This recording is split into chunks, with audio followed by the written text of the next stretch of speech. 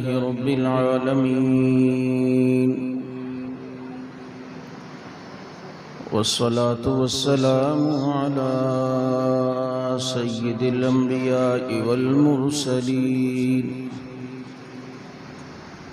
وعلى آله وأصحابه أجمعين.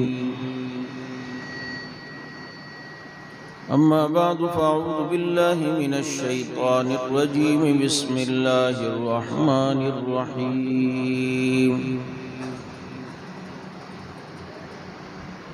هو الذي أرسل رسوله بالهدى ودين الحق ليظهره على الدين كله وكفى بالله شهيدا. محمد رسول الله والذين معه أشداء على الكفار رحماء بينهم. صدق الله مولانا العظيم، ونحن على ذلك لمن الشاهدين والشاكرين، والحمد لله رب العالمين. يا رب صل وسلم دائما أبدا على حبيبك خير الخلق كلهم. هو الحبيب الذي ترجى شفاعته لكل هول من الأحوال مقتحم.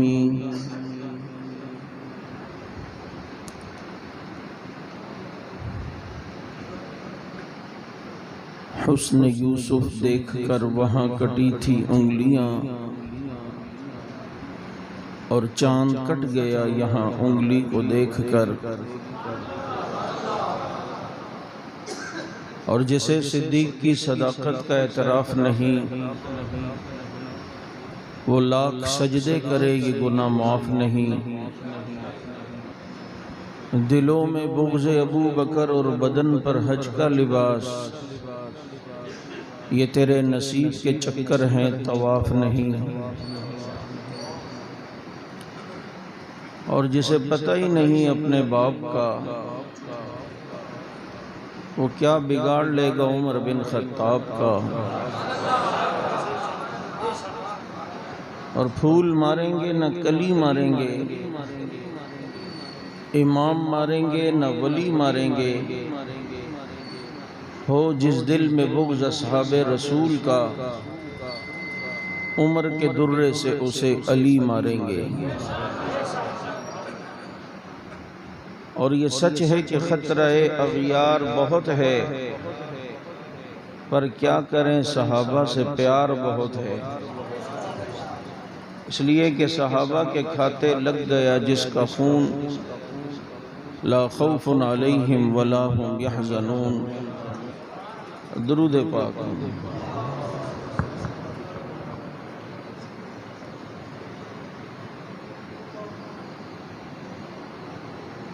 یہ ہمارے کیمرے والا بھائی ہے. کل آپ دن کو 11-12 بجے میرے پاس تشریف لائیں. میں آپ کو سورج کے سامنے بالکل یوں کھڑا کروں گا اور کہوں گا کہ اس کی روشنی کو برداشت کر کے بتاؤ. اب مجھے نہیں پتا کہ پیچھے کیا ہے، کون بیٹھا ہوا ہے. یہ چیزیں ہمیشہ سائیڈ پہ ہوں تاکہ بات کرتے ہوئے پریشانی نہ ہو. اب وہ اتنی تیز روشنی آنکھوں میں ہے کہ پتہ ہی نہیں کہ پیچھے مجمع ہے یا نہیں. اور مائک جیسا تھا ویسا ہی ہے. مائک والے بزرگوں کو اتنا بھی نہیں ہوا کہ آکے ذرا اس کو اوپر کریں یا نیچے کریں یا سیٹ کریں. ہم نے بھی کہا جیسا ہے ویسے ہی رہنے دو،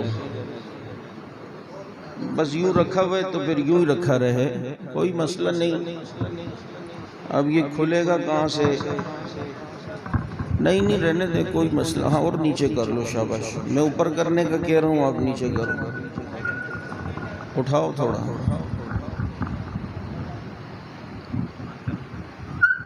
بہت سی چیزیں خود ہوتی ہیں جو آدمی کو سمجھنی چاہیے.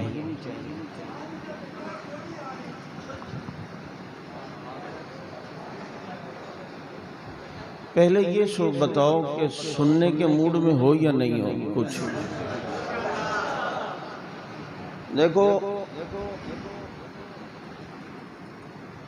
ہمارا موڈ اسی وقت خراب ہو جاتا ہے اور بنتا بھی اس دن وقت ہے کہ بہت سی جگہوں پہ ہم خطبہ کرتے ہوئے الحمدللہ کہتے ہیں تو مجمع سبحان اللہ، اور یہاں کسی نے بھی نہیں کیا تو میں سمجھ گیا یہ صرف نعت خوانی کے شوق والا مجمع ہے، تقریر والا نہیں ہے۔ اور آواز بھی آپ کو پتہ ہے کہ کلیئر آ نہیں رہی، لیکن آپ کی توجہ رہے گی تو حق نواز والوں کو آپ کو پتہ ہے اسپیکر کی ضرورت نہیں ہوتی۔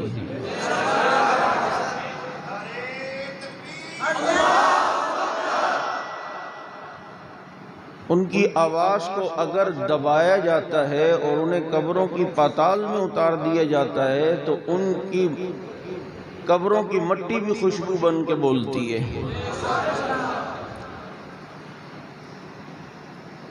میں بات ان لوگوں کا کر رہا ہوں اور تذکرہ ان شخصیات کا بھی ہوگا کہ جن کا ایک فرد عمر ممبر مسجد نبوی سے بولتا ہے تو اللہ اس کی آواز شام میں حضرت ساریہ تک پہنچاتے ہیں۔ میں چونکہ صبح سے سفر پہ بڑا طویل سفر کر کے یہاں پہنچا ہوں، اس لیے تھکاوٹ بھی بہت ہے اور گرمی بھی، یہ کھڑکیاں بھی آگے میں نے کھلوائی ہیں، یہ آدھی ابھی بھی آدھی کھلی ہے، وہ بھی آدھی، پتہ نہیں آپ کو سردی لگ رہی تھی کیا؟ میں تو پہلے آگے ماحول بناتا ہوں۔ آپ تھوڑا بیٹھ جاؤ، تھک گئے ہو گیا آپ بھی میرے ساتھ، بیٹھ جاؤ ہاں نیچے بیٹھ جاؤ۔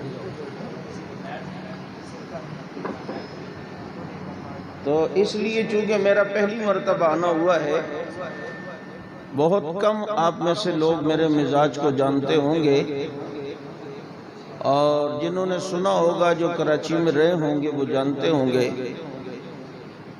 تو یہ ساری چیزیں بھی ساتھ ساتھ سکھانی چاہیے یا نہیں سکھانی چاہیے؟ بولو۔ کہ کراچی کی جماعت اسی لیے عروج پر الحمدللہ ہے کہ وہاں تربیتی کنونشن اور پروگرامات ہوتے ہیں، اور ہم صرف جماعت کے کام کرنے کا طریقہ نہیں بتاتے بلکہ ساتھ ساتھ میں کس طرح رہن سہن اختیار کرنا ہے یہ طریقہ بھی بتایا جاتا ہے۔ درود پاک پڑھ لیں گے۔ واجب الاحترام آپ صلی اللہ علیہ وسلم کی آمد اس پوری کائنات کے لیے رحمت کے طور پر اللہ رب العزت نے آپ کی آمد فرمائی۔ حضور اکرم فخر دو عالم سرور کونین جناب محمد الرسول اللہ صلی اللہ علیہ وسلم، جن کو اللہ نے ساری دنیا اور پوری کائنات کا نبی بنایا، اور جب بھی کوئی کسی کی سیرت لکھنا شروع کرتا ہے، آپ دیکھیں کسی شخصیت پر جب کوئی کتاب لکھی جاتی ہے تو اس کی ابتدا یہاں سے ہوتی ہے کہ وہ کہاں پیدا ہوئے، ان کی پیدائش کہاں ہوئی، کہاں پلے بڑے، نوجوانی زندگی کہاں گزاری، جوانی کہاں گزاری، کیا کارنامے اختیار کیے۔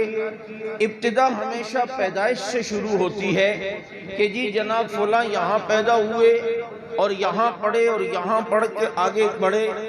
لیکن جب سیرت النبی لکھنے والا جب میرے نبی کی سیرت کو ذکر کرتا ہے تو اسے پیدائش سے شروع نہیں کرنا پڑتا، بلکہ اسے نبی کی سیرت کا آغاز اس وقت سے شروع کرنا پڑتا ہے کہ جب آسمان و زمین کا وجود بھی نہیں تھا، جب آسمان و زمین بھی نہیں بنائے گئے تھے۔ میرے نبی کی سیرت کا آغاز اس وقت سے ہوتا ہے، ابھی اللہ نے آسمانوں کو بھی نہیں پیدا کیا، زمینوں کو بھی نہیں پیدا کیا، لیکن سیرت النبی کے چرچے اس وقت بھی ہیں، تذکرہ مصطفیٰ اس وقت بھی ہے۔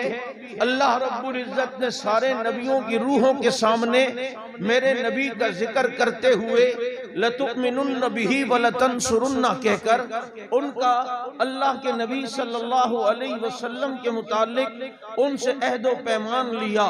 چنانچہ رسول اللہ صلی اللہ علیہ وسلم کی سیرت لکھنے والا اور پڑھنے والا، میں نے کہا کہ ابھی آسمان و زمین نہیں بنے اس وقت سے شروع کرتا ہے۔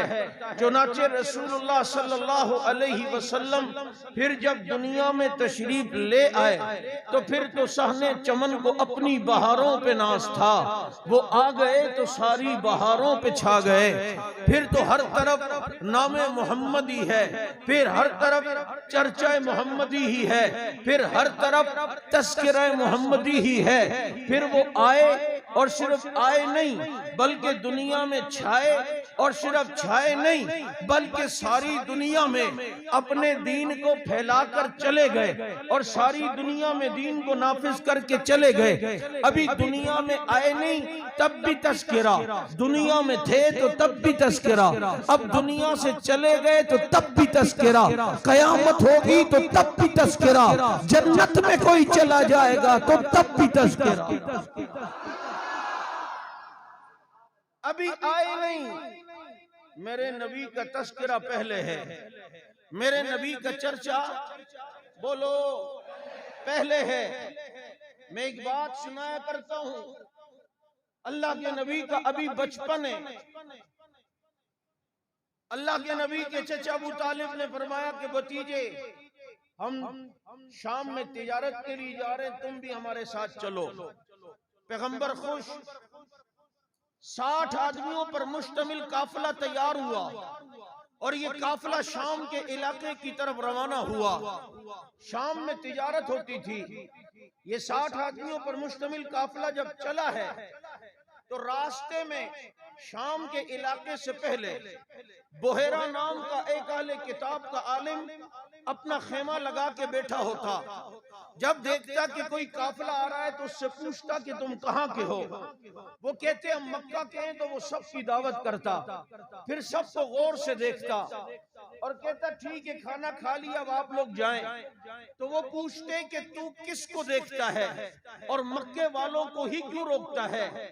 اس نے کہا یہ ہماری کتاب میں آخری پیغمبر کے متعلق لکھا ہے کہ وہ بچپن نوجوانی میں یہاں سے قافلے تجارت کے ساتھ گزریں گے، اور وہ نبی چونکہ مکہ میں پیدا ہوں گے، تو اب میں سوچتا ہوں شاید کبھی مجھے موقع ملے اور میں اس نبی کی زیارت کروں، لیکن سالوں سے بیٹھا ہوں آج تک مجھے یہ سعادت حاصل نہیں ہوئی۔ لیکن آج بحیرہ کی قسمت کا تارا جاگا، یہ 60 آدمیوں پر مشتمل قافلہ۔ بحیرہ نے دیکھا کہ کہاں کے ہو؟ جی مکہ کے۔ کہا سب کی دعوت ہے میرے خیمے میں۔ سارا سامان ابو طالب نے جمع کیا اور نبی کو سامان کے پاس بٹھایا کہ تمہارے حصے کا کھانا ہم لائیں گے، اور یہ 59 آدمی بحیرہ کے خیمے میں پہنچے۔ تو جب خیمے میں دسترخوان لگا تو یہ 59 آدمیوں کو بحیرہ نے بڑے غور سے دیکھا، اور دیکھ کے کہا کہ سارے آ گئے ہو؟ کہا جی سارے آ گئے ہیں۔ کہا کسی کو چھوڑ کر تو نہیں آئے، کوئی بچا تو نہیں؟ ابو طالب نے کہا ایک بچے کو سامان کے پاس بٹھا کے آئے ہیں۔ تو بحیرہ تڑپ کے کہتا اسے بلاؤ، کیا پتا اسی کے لیے میرا دسترخوان سجتا ہو۔ چنانچہ جب میرے نبی آئے تو سب تو خیمے میں بیٹھ چکے تھے۔ خیمے کے قریب ایک درخت تھا، اس درخت کے پیچھے چھاؤں تھی، آگے دھوپ تھی۔ میرے نبی کو درخت کے نیچے دھوپ میں جگہ ملی۔ جیسے ہی میرے نبی دھوپ میں بیٹھے، درخت کی شاخیں مڑی اور مڑ کر نبی پہ سایہ کر دیا۔ جب اس درخت نے نبی پہ سایہ کیا تو بحیرہ کو جھٹکا لگا، سمجھ گیا کہ یہ وہی ہے جس کا انتظار تھا، لگتا ہے کال مل گئی ہے۔ ابو طالب اس بچے کو چھوڑ کر آئے تھے جس کے لیے رب نے سائے کا نظام بدل دیا۔ تم نے نہیں دیکھا شاخیں مڑ کر اس پر سایہ کرتی ہیں اور شاخیں مڑ کر اس کو زیر سایہ لیتی ہیں؟ یہ دیکھ لو کسی درخت کی عمر 1500 سال نہیں ہوتی، لیکن جس درخت نے میرے نبی پر سایہ کیا ہے آج بھی وہ تر و تازہ کھڑا ہے۔ کبھی ٹری آف بحیرہ لکھ کر گوگل پہ سرچ کر دینا، تجھے وہ درخت ہرا بھرا تناور اور پھیلا ہوا آج بھی نظر آئے گا جس درخت نے میرے محمد پہ سایہ کیا تھا۔ درخت سایہ کرتا ہے، مرجھاتا بولو نہیں ہے کہ سایہ درخت نے کیا مرجھاتا۔ سمجھے نہیں ہو میں کہاں جا رہا ہوں؟ کسی اور نے بھی تو سایہ کیا تھا کبھی۔ جب مدینہ منورہ میں آئے اور لوگ آ کر سلام کرتے، جانتے نہیں تھے مدینے والے، کوئی ابو بکر کو نبی سمجھ کے پہلے سلام کرتا، کوئی نبی کو نبی سمجھ کے پہلے۔ حسن ابو بکر نبی سے بڑھ کر نہیں ہے، نبی کا حسن بہت زیادہ ہے، لیکن اصل میں 3 دن جو براہ راست نور نبوت و فیض نبوت جو لیا ہے اس کا اثر صدیق کے چہرے پر نظر آ رہا ہے۔ سمجھ گئے کہ نہیں مغالطہ ہو رہا ہے؟ ابو بکر اٹھے اور اپنی چادر سے سایہ کر کے بتایا، امتی میں ہوں نبی یہ ہے، شاگرد میں ہوں استاد یہ ہے، مقتدی میں ہوں مقتدی یہ ہے۔ اگر درخت سایہ کرے نہیں مرجھاتا تو ابو بکر سایہ کرے اس کا ایمان کیسے مرجھا سکتا ہے؟ بحیرہ نے کہا یہ کس کا بچہ ہے؟ ابو طالب نے کہا میرا۔ اس کا ایک دم رنگ بدل گیا، کتاب دیکھتا ہے، کہتے نہیں مسئلہ ہے۔ ابو طالب نے کہا کیا مسئلہ ہے؟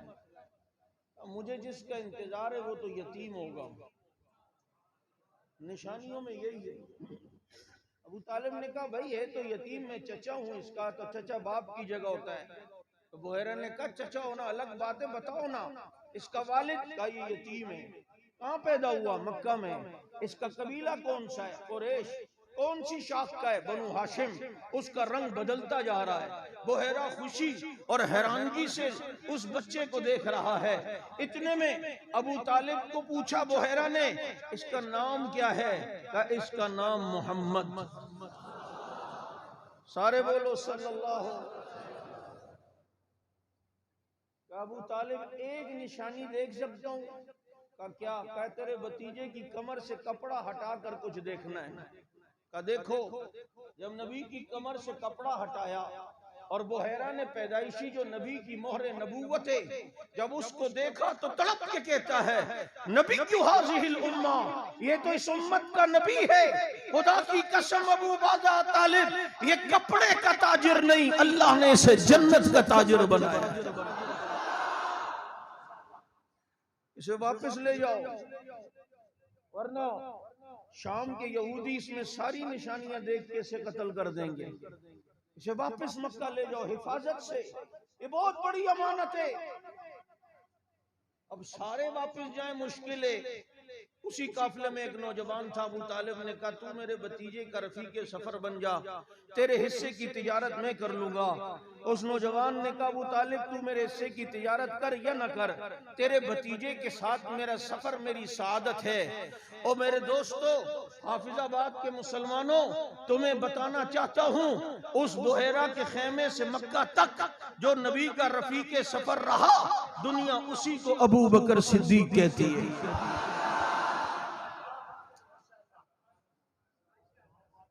یہاں یہ نعرہ ججتا تھا نا مصطفیٰ کا ہم سفر، نعرے بھی تمہیں میں ابھی چھوڑے ابھی نہیں، یہ بھی مجھے سمجھانا پڑے گا، یہ بھی تربیت کا ایک حصہ ہے کہ کس موقع پہ کیا بات کرنی ہے، کیا نعرہ لگانا ہے۔ ہائے لگتا ہے ابھی پوری طرح کام سے جڑے نہیں ہو، دور دور سے کام کر رہے ہو، ڈر ڈر کے، پیچھے پیچھے ہو کے، یہ نہ ہو جائے وہ نہ ہو جائے، یوں نہ ہو جائے یوں نہ ہو جائے۔ جو ہونا ہے وہ ہوگا، جو وقت ہے وہ وقت ہی ہے۔ لیکن ابو بکر کا نام آیا اور تڑپے نہیں تو پتہ چلتا ہے ابھی حق نوازیت میں آیا نہیں ہے تو ابھی حق نوازیت میں، حالانکہ ابو بکر تو وہ ہے جس کو اللہ نے سب کچھ دیا ہے، سب کچھ۔ وہ دیکھنا ہجرت کی رات نبی کو لے گیا، مجھے کہتا ہے ابو بکر خلافت لے گیا، میں کہا کھوتی دیا نکی چیز ہے، ادھر دیکھ نبی کو ہی لے گیا ہے۔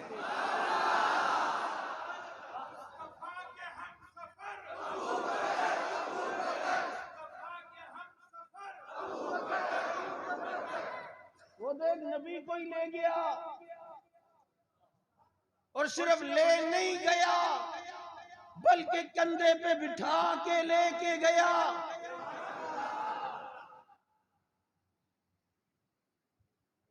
تیرے سر پہ ٹوپی اچھی ہو نا، تو کہتا ہے کوئی پوچھے یار ٹوپی تو بڑی اچھی پہنی ہے، کہتا ہے میرے پر اللہ کا احسان ہے۔ یا تیرا گھر بڑا پیارا ہے، کہتا ہے مجھ پر اللہ کا احسان ہے۔ ہاں تیرے وقت گاڑی بڑی پیاری ہے، بڑی مہنگی، کہتا ہے مجھ پر۔ یار ماشاءاللہ آپ کی آواز بڑی پیاری ہے، تو کیا کہتے ہیں مجھ پر۔ یہ لفظ پر کے مزے لینا ذرا، مجھ پر اللہ کا احسان ہے، مانا کہ تجھ پر بھی اللہ کا احسان ہے، اس پر بھی اللہ کا احسان ہے، مجھ پر بھی اللہ کا، سب پر اللہ کا، ولیوں پر اللہ کا احسان ہے، صحابہ پر اللہ کا احسان ہے۔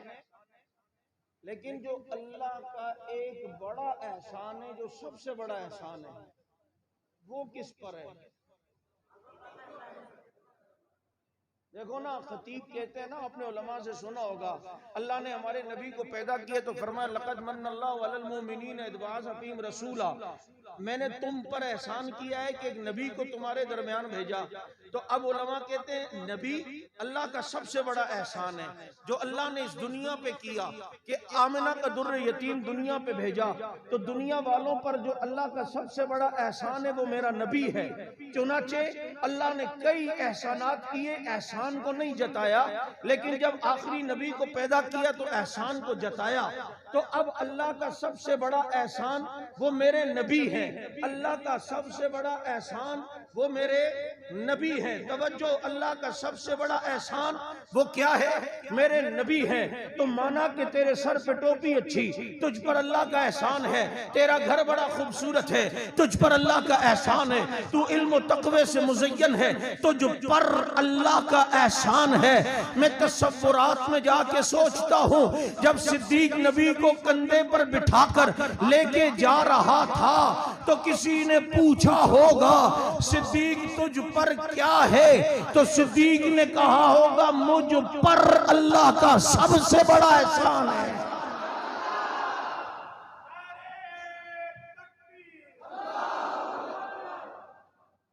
اس کی تو بات ہی کچھ اور ہے، صدیق کی تو اے ہائے، دیکھو نا، اللہ کے نبی نے بستر پہ سلایا حضرت علی المرتضی رضی اللہ تعالیٰ عنہ، ہماری جان، ہمارا ایمان علی، مومن کی شان علی، ہاں ہاں، بستر پہ سلایا۔ کیا لوجک تھی؟ رمالی تو میرے بستر پہ سو جا، تاکہ باہر جتنے بھی یہ کافر ہیں وہ تجھے نبی سمجھتے رہیں گے اور وہ سمجھیں گے تو نبی ہے، حالانکہ تو نبی تھوڑی ہے، تو علی ہے، ولی ہے، گل کی کلی ہے، چمن کی کلی ہے۔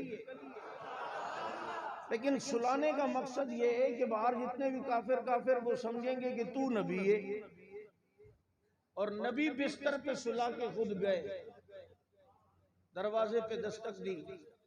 میں عموماً یہ بات آج کل کہتا ہوں، بڑی آسانی سے ہم کہہ دیتے ہیں جی نبی آئے اور ابو بکر کو لیا اور ساتھ لے کے چلے گئے اور صدیق بھی چلے گئے، اتنا آسان ہے؟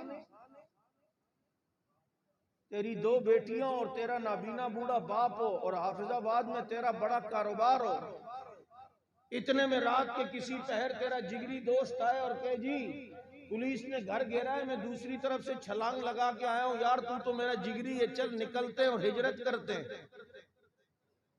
تو کہے گا یار دوستی اپنی بات، جگری یاری اپنی جگہ، لیکن اب ایسا بھی تو نہیں ہے یار، اب میرے گھر پہ 2 بیٹیاں ہیں تجھے پتہ ہے، بوڑھا باپ میرا وہ بھی نابینا، میرا اتنا بڑا تجارت قافلہ، میرے اتنے بڑے کاروبار ہے، کہاں گئی تیری جگری یاری، کہاں ہے تیری دوستی؟ دوستی سیکھنی ہو تو یار غار سے سیکھ۔ جس کے گھر پہ 2 بیٹیاں، اس کا بوڑھا نابینا بوڑھا باپ 5000 درہم اور مکے کا بڑا تاجر، جو سب چھوڑے نبی کو نہ چھوڑے، اسی کو ابو بکر صدیق کہتے ہیں۔ آج کہتے ہیں یار باقی تو کام آپ لوگوں کا ٹھیک ہے، لیکن سنیں چھاپے شاپے پڑھتے ہیں، اصل میں ہمارے گھر کی عورتیں بڑی پردے والی ہیں نا، وہ سنیں ایسے ہی آتے ہیں، چادر 4 دیواری کا تقدس خراب کر جاتے ہیں۔ تیرے گھر کی چادر 4 دیواری کا تقدس صدیق کی چادر 4 دیواری کے تقدس سے زیادہ ہے۔ صدیق کو پتا تھا کہ نبی اپنے گھر پہ انہیں نہیں ملیں گے تو اگلا چھاپا میرے گھر پڑے گا، پتا تھا یا نہیں؟ تیری بیٹیاں، تیرے گھر کی عورتیں کیا ابو بکر کی بیٹیوں سے زیادہ پردے والی ہیں؟ صدیق تو اگر نبی کی محبت میں کسی کی پرواہ نہیں کرتا، آج یہاں سے نیت کر کے اٹھو ہم تیری محبت میں کسی کی پرواہ نہیں کریں گے۔ ہم پاگل نہیں ہیں، گھاس نہیں کھاتے، ہمیں سب پتہ اچھا برا کیا ہے، ہمیں بھی زندگی عزیز ہے، گھر پہ بیٹھنا عزیز ہے، لیکن ہم وعدہ کر چکے ہیں اور یہ ارادہ کر چکے ہیں، سب کو چھوڑا جا سکتا ہے، صحابہ کرام کو نہیں چھوڑا جا سکتا۔ ہمیں لوگ کہتے ہیں کس کاموں میں پڑ گئے، میں نے کہا صدیق کی بیٹی کا دفاع کر رہے ہیں، کہتے ہیں ملتا کیا ہے اس میں، میں نے کہا بتاؤں، یہ چھاپا مارنے والوں نے جب چھاپا مارا، اس چھاپا مارنے والوں میں ابو جہل تھا، عتبہ تھا، شیبہ تھا، ربیہ تھا، اور اس وقت تک ابو سفیان مسلمان نہیں تھے، وہ بھی ان چھاپا مارنے والوں میں ساتھ تھے، اور صدیق کے دروازے میں داخل ہوئے، اور گھر پہ داخل ہو کر صدیق کی بیٹی اسما سے کہتے ہیں بتاؤ ابو جہل نے کہا تیرا باپ کہاں ہے، تیرا نبی کہاں ہے، وہ آگے سے کہتی ہیں کافر کو پتہ نہیں بتاؤں گی، ان کا پتہ جب بھی چلے گا مسلمان کو چلے گا۔ اس نے تھپڑ مارا، کس کو؟ صدیق تیری عظمت پہ قربان، تو قربانی دے رہا ہے، تیرے گھر کی عورتیں بھی دین کے لیے قربانی دے رہی ہیں۔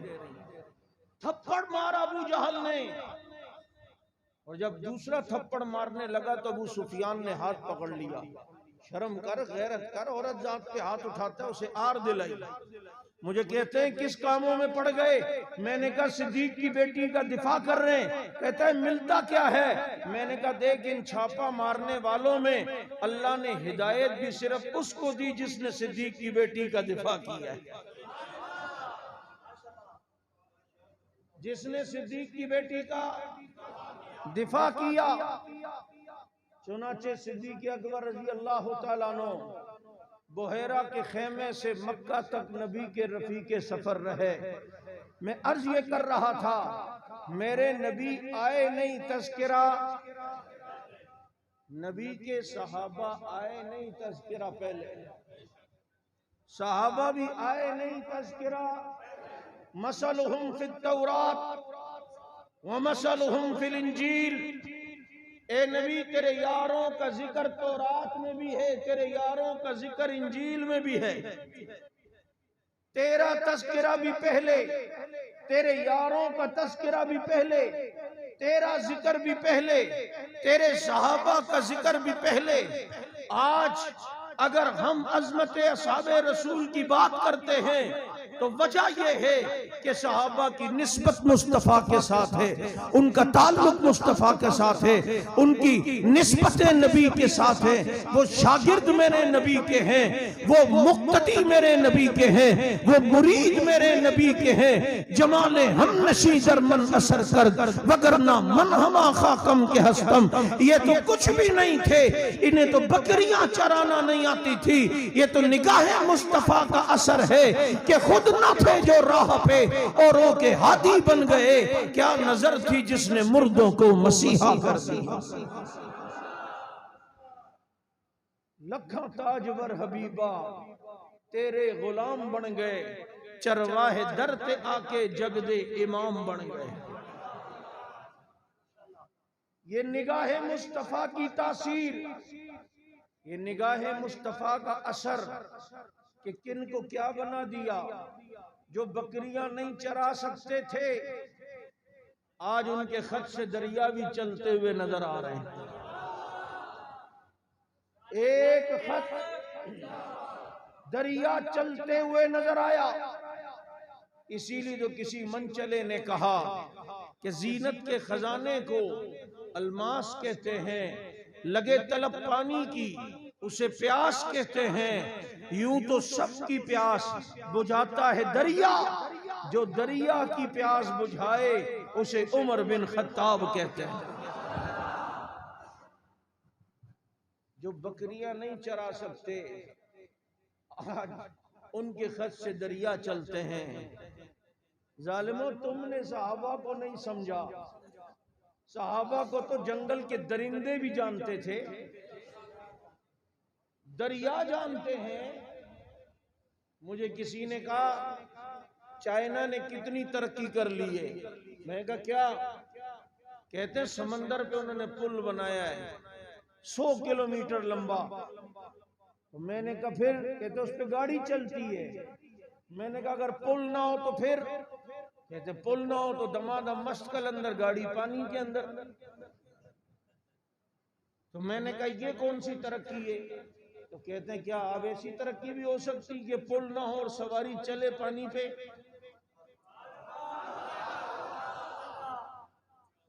میں نے کہا میں ایک ایسی ترقی یافتہ قوم کو بھی جانتا ہوں کہ دشت و دشت دریا بھی نہ چھوڑے ہم نے، بحر ظلمات میں دوڑا دیے گھوڑے ہم نے، جن کی سواریاں پانی کے اوپر چلتی ہوئی نظر آ رہی ہیں اور جن کی سواریاں سمندر پہ چلتی ہوئی نظر آ رہی ہیں، دریا پہ چلتی ہوئی نظر آ رہی ہیں۔ اور میں کئی جگہ یہ بات کہتا ہوں، میں نے خطیبانہ انداز میں تصورات میں جا کے دریا سے پوچھا کہ تجھ میں بڑی گہرائی ہے، جو آتا ہے تو ڈبوتا ہے؟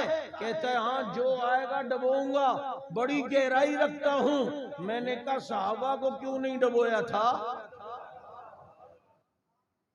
تو دریا کہتے ہیں انفی صاحب میری گہرائی دیکھ رہے ہو، اور صحابی کا نجوم ان ستاروں کی بلندی نہیں دیکھ رہے؟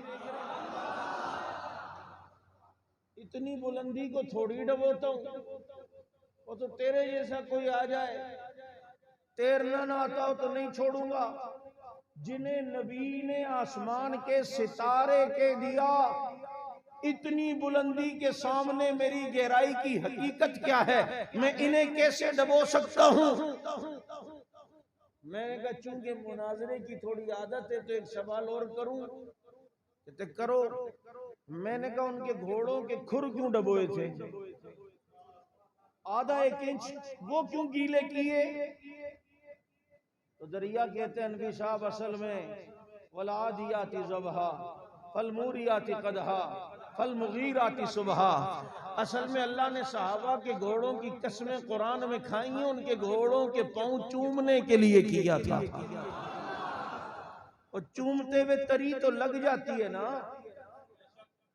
صحابہ گھوڑوں پہ بیٹھ کے گھوڑے بھگائیں، اللہ کو وہ گھوڑے بھی اچھے لگتے ہیں جن پر بیٹھ کر صحابہ چلتے تھے۔ پتہ چلتا اللہ کو گھوڑے وہی اچھے لگتے ہیں جن پر بیٹھا جائے، جن پر بیٹھا جائے۔ یہ ہے نبی کے ترقی یافتہ صحابہ۔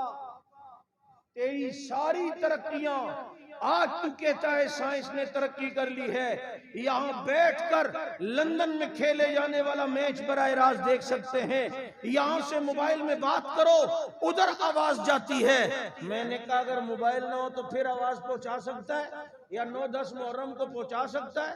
Note responding at the moment please try later. اب بتانا یہ براہ راست تو اس کو ترقی کرتا ہے؟ ادھر حضرت عمر مسجد نبوی کے منبر پہ بیٹھے ہیں، یہاں یہاں سے آواز دیتے ہیں، شام میں بغیر تار اور انتظار کے آواز جاتی بھی ہے، اور مدینے میں بیٹھے ہوئے عمر کو اللہ سارے پردے ہٹا کر براہ راست شام میں لڑنے والا ساریہ دکھاتا بھی تھا۔ آج ضرورت اس بات کی ہے کہ رسول اللہ صلی اللہ علیہ وسلم کی سیرت کو بیان کرتے ہوئے جو نبی کی سیرت کا ایک پہلو صحابہ ہیں ان کو بیان کرنا ضروری ہے۔ مجھے کسی نے کہا یہ صحابہ کی شان بھی نبی کی سیرت ہے، میں نے کہا ظالم تجھے آج تک نہیں پتا چلا؟ شاگردوں کا کمال در حقیقت استاد کا کمال ہوتا ہے۔ ہم دنیا کو بتانا چاہتے ہیں شاگردوں کا یہ مقام ہے تو استاد کا کیا مقام ہوگا؟ شاگرد اگر دریاؤں پہ سواری بھگا کے دکھاتے ہیں تو استاد کی سواری تو عرش سے بھی اونچی اڑتی بھی نظر آئے گی نا۔ شاگردوں کے گھوڑوں کی قسمیں اگر قرآن میں ہیں تو استاد کی زلفوں کی قسمیں تو قرآن میں ہونی چاہیے نا۔ ان کا تذکرہ در حقیقت نبی کا تذکرہ ہے، ان کی سیرت در حقیقت نبی کی سیرت ہے۔ کیوں؟ شاگرد کامیاب ہوتے ہیں تو پیچھے محنت استاد کی ہوتی ہے۔ آج ایک طبقہ یہ کوشش کر رہا ہے نبی کے صحابہ کو ناکام بتائیں، انہیں فاسق و فاجر ظاہر کرے، یہ در حقیقت انگلی صحابہ پر نہیں اٹھا رہا، یہ استاد کی تربیت پہ اٹھا رہا ہے، استاد کی محنت پہ اٹھا رہا ہے۔ یہ ظالم یہ تصور کروانا چاہ رہا ہے کہ میرے نبی استاد بن کر آئے، لیکن ایسے شاگرد تیار نہیں کر سکے کہ جن شاگردوں پر اعتماد کیا جا سکے، جو شاگرد کامل تھے۔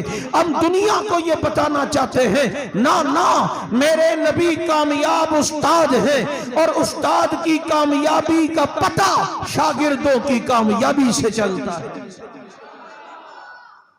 اور شاگرد کامیاب ہوئے یا نہیں؟ بولو، شاگرد کامیاب ہوئے، ایسے کامیاب ہوئے کہ ان کی کامیابی کی گواہیاں رب قرآن میں دیتا ہے۔ آج بڑے محبت سے ذکر کرتے ہو اصحاب کہف کا۔ کسی نے کہا دیکھو یار اصحاب کہف غار کے اصحاب، کیا شان ہے ان کی، وہ جنت میں، اور ایک کتا ان سے محبت کرتا تھا، وہ بھی جنت میں جائے گا جو اصحاب کہف سے محبت کرتا تھا، وہ کتا وہ بھی جنت میں جائے گا۔ میں نے کہا مسئلہ ہی حل ہو گیا۔ کہتے کیا؟ میں نے کہا کہف کے اصحاب سے کتا محبت کرے تو وہ جنت میں جاتا ہے، تو محمد کے اصحاب سے اگر حق نواز محبت کرے تو جنت میں کیوں نہیں جائے گا؟ وہ تو اصحاب کہف ہیں، غار کے اصحاب، یہ اصحاب محمد ہیں۔ کہتا ہے جی ان کے ساتھ جو کتا تھا نا اتنا ادب کرتا تھا کہ ان کے سامنے بھونکتا بھی نہیں تھا۔ میں نے کہا کتے سے سبق سیکھ لے، وہ کتا ہو کر اصحاب کہف پہ نہیں بھونکتا، تو اپنے کو انسان کہتا ہے اور اصحاب محمد پہ بھونکتا ہے۔ وہ کتا اتنا سمجھدار کہ اصحاب کہف پہ نہیں بھونکتا، اور تو اصحاب محمد پہ بھونکتا ہے، تو اس سے تو اچھا پھر وہ کتا رہا۔ جو اصحاب محمد پہ بھونکے تو اس سے اچھا وہ کتا ہے یا نہیں؟ جو اصحاب کہف کا ادب و احترام کرتا تھا، اصحاب کہف کو مانتا ہے، اصحاب محمد کو نہیں مانتا۔ کہتے ہیں جی اصحاب کہف 309 سال تک سوتے رہے، یہ ان کی کرامت ہے۔ میں نے کہا وہ سو کے کرامت دکھاتے ہیں اور اصحاب محمد دنیا کو جگا کے کرامت دکھاتے ہیں۔ انہوں نے سو کے کرامت دکھائی، یہ دنیا کو جگا کے کرامت دکھاتے ہیں، اور ایسا جگایا کہ آج تک ان کے جگانے کا اثر ہے کہ جو آج بھی ان کے ذکر سنتا ہے تو وہ بھی جاگ جاتا ہے۔ سویا ہوا ضمیر جاگ جاتا ہے، سویا ہوا انسان جاگ جاتا ہے۔ کیونکہ انہوں نے جاگنے کا فن میرے نبی سے سیکھا ہے، سب چیزیں نبی سے سیکھی ہیں۔ میں ایک جملہ شروع میں کہہ گیا کہ یہ دریا پہ چلیں تو پانی ڈبوتا نہیں ہے، کیوں کہ کشتیاں اپنی ساحل پہ لگائے ہوئے ہیں، کیا وہ ڈوبے جو محمد کے ترائے ہوئے ہیں۔ جنہیں تیرنا نبی نے سکھایا ہو حالات کے جھمیلوں میں، وہ ڈوب سکتا ہے؟ ہائے ہائے، آج تو مدینے سے آتا ہے، تیرے اس گاؤں میں کیا نام ہے گاؤں کا؟ ہاں جی، بس جو بھی ہے وہی والا گاؤں ہے، کیونکہ اتنے سارے بول رہے سمجھ نہیں آ رہا۔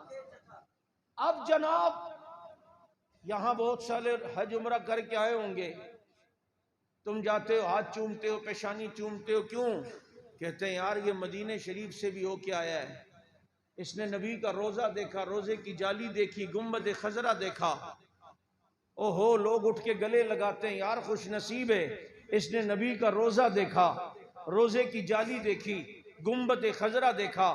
میں سوچتا ہوں یہ 14ویں صدی کا مسلمان واقعی خوش نصیب ہے کہ اس نے نبی کا روزہ دیکھا، روزے کی جالی دیکھی، گنبد خضرا دیکھا۔ لیکن پھر وہ کتنے خوش نصیب تھے جنہوں نے روزہ نہیں روزے والے کو دیکھا تھا، جنہوں نے گنبد نہیں گنبد والے کو دیکھا تھا، اور جنہوں نے جالی نہیں جالی والے کو دیکھا تھا۔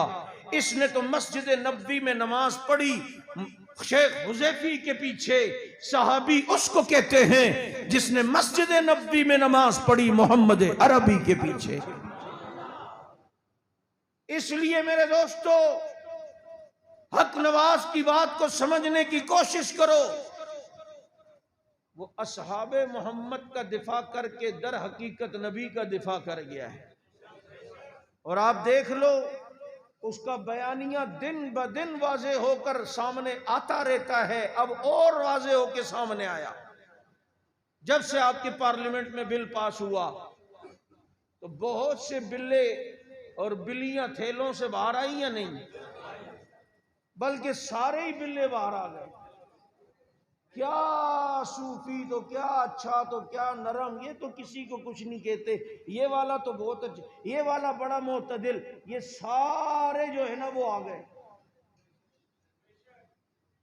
سارے بلی تھیلیوں سے باہر۔ ہم نہیں مانتے، ہم نہیں مانتے، اس میں صحابی کی تعریف نہیں ہے، قانون میں صحابی کی تعریف نہیں ہے۔ میں نے کہا ظالم، صحابی کی تعریف تو قانون میں ڈھونڈتا ہے، میں تجھے بتاؤں صحابی کی تعریف قانون میں نہیں اللہ کے قرآن میں دکھاتا ہوں۔ ان کی تعریفیں اللہ کے قرآن میں۔ پھر کبھی کہتے توہین کی ڈیفینیشن واضح نہیں ہے۔ توہین رسالت کا قانون پاکستان میں ہے یا نہیں ہے؟ تو وہاں توہین کی کوئی تعریف ہے یا نہیں ہے؟ آپ کے ملک میں قانون ہے جو کسی پاکستانی شہری کی توہین کرے اس کی سزا 5 سال ہے، تو وہاں بھی توہین کی کوئی تعریف ہوگی جب ہی قانون بنا ہے نا۔